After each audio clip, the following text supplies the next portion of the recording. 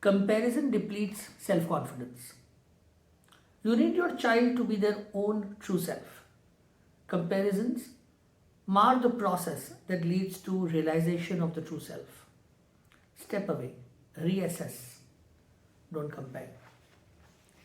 So many times, this conversation, all of us keep coming across in our lives. Don't compare, don't compare, don't compare. We all realize that we are all unique individuals. I've always given the example of cricket when I talk about comparisons. You tell your batter about batting and your bowler about bowling, but you don't ask the bowler for the batting average and the batter for the bowling average. You don't do that. Because if you start doing that, then they would not be able to flourish, grow, find their success. It will hurt their self-esteem, their confidence, their overall performance. It's not different for children.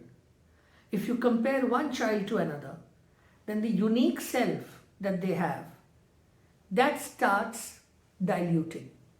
Rather than being their own selves, they feel they need to be someone else.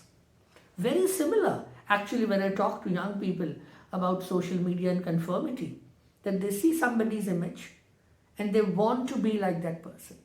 They are swayed by followers and likes and all, and in that they lose the fact that the most important thing is your unique self, your identity, and that is unique for everybody else.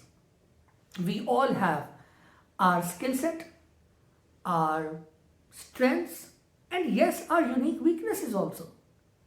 But to work on our own selves, we need to work with our strengths and on our weaknesses. And the benchmark can be nothing except our own selves. That unique self is what parenting needs to enhance, flourish, and blossom. And that's the role of a parent.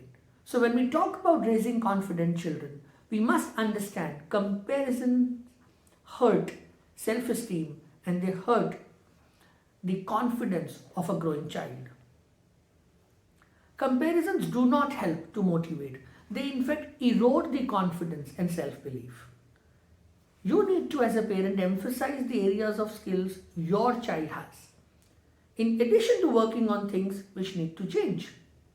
But because that particular behavior that needs to change, because it's not good for the child, not because it's not good in comparison to someone else.